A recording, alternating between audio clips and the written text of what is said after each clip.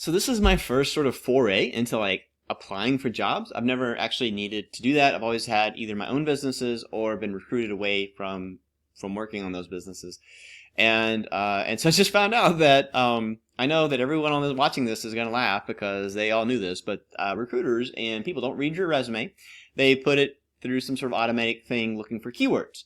And so if you're applying for a job, you need those keywords to match up with the job. So I just found this out. It was like earth-shattering to me to know this because as an SEO person, I know how to optimize a page so that it matches with what an automatic process is looking for. And so immediately I thought of, well, there's probably a better way than me doing this by hand.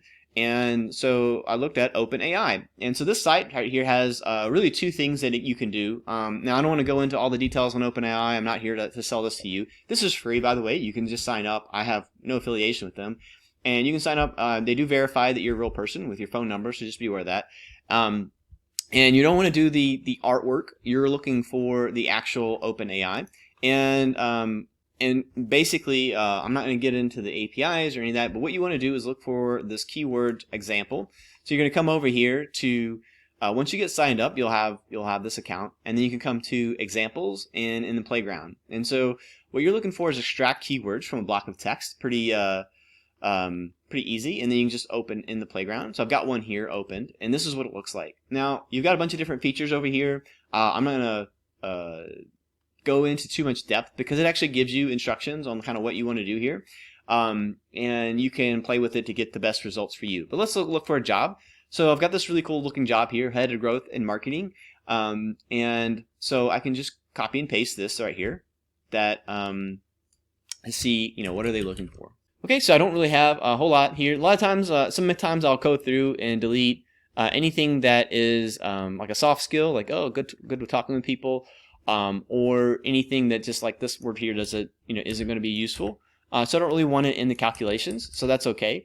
And this is one of the shorter ones. I did one that was a lot longer, and it wasn't very good. But this one's pretty short, so let's just see what happens. So immediately, I feel like this is really good, a really good keyword for me to look at. I can almost trust that it's that this is good. Data-driven is one that's come up a lot in growth marketing stuff, so I definitely agree with that. They're using the words like marketing channels, A/B testing, and one of the reasons why I wanted to do this was because a lot of companies are saying SEM, which feels really outdated, so